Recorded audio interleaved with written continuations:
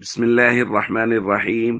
عن أبي الدرداء رضي الله تعالى عنه قال قال رسول الله صلى الله تعالى عليه وسلم: وإن العالم ليستغفر له من في السماوات ومن في الأرض حتى الحيتان في الماء، وفضل العالم على العابد كفضل القمر على سائر الكواكب. رواہ ترمذی۔ نبی کریم صلی اللہ علیہ وسلم نے ارشاد فرمایا، اور عالم کے لیے آسمان و زمین کی ساری مخلوقات، یہاں تک کہ پانی کے اندر رہنے والی مچھلیاں بھی دعائیں مغفرت کرتی ہیں، اور عالم کی فضیلت عابد پر ایسی ہی ہے جیسے چاند کی فضیلت سارے ستاروں پر۔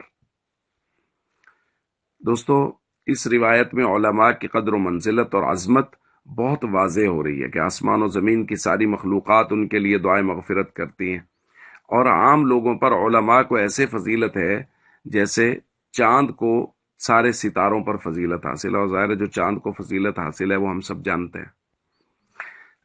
آج اس روایت میں اور آج کے درس میں ہم نے دو باتیں سمجھنی ہیں۔ نمبر ایک، ہر وہ شخص جو اہل سنت کے علماء کا لبادہ اڑے ہوئے ہو اور علماء جیسی اس نے شکل و صورت بنائی ہوئی ہو، وہ عالم نہیں ہوتا، بلکہ عالم ہونے کے لیے، اور خاص طور پہ یہاں جو عالم سے مراد ہے جن کے لیے آسمان و زمین کی مخلوقات دعائیں مغفرت کر رہی ہیں، اس سے مراد وہ عالم ہے جو عقائد اہل سنت کے عین مطابق لوگوں کو دعوت دے رہا ہو۔ اور جو شخص عقائد اہل سنت سے ہٹا ہوا ہے، یعنی اس کی بنیاد کیا ہے؟ عقیدہ ختم نبوت ہے، صحابہ و اہل بیت کی عزت اور عظمت ہے۔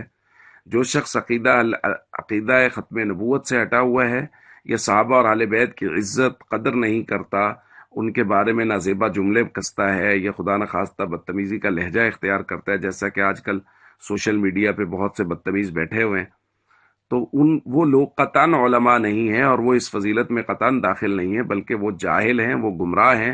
جیسے کہ ہم نے پڑھا تھا، نبی پاک صلی اللہ علیہ وسلم نے فرمایا تھا کہ لوگ جاہلوں کو اپنا سردار اور اپنا رہنما بنا لیں گے، یہ خود بھی گمراہ ہوں گے، ضلوا فاضلوا، اور لوگوں کو بھی گمراہ کریں گے۔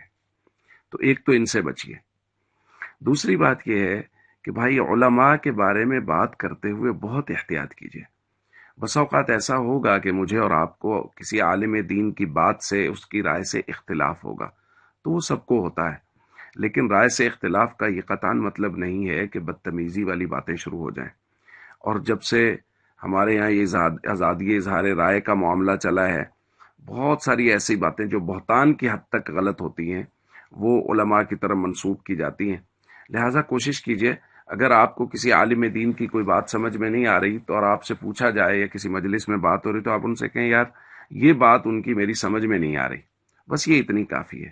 اختلاف رائے بھی ہو سکتا ہے، لیکن علماء کا مذاق اڑانا، علماء کے بارے میں نازیبا جملے باتیں کرنا، اور ایسی باتیں کرنا جو ان کے شایع نشان نہ ہو، ان کے علم کی وجہ سے، نبی کریم صلی اللہ علیہ وسلم کی طرف ان کی نسبت کی وجہ سے، ہمیں ان باتوں سے گریز اور پرہیز کرنا چاہیے۔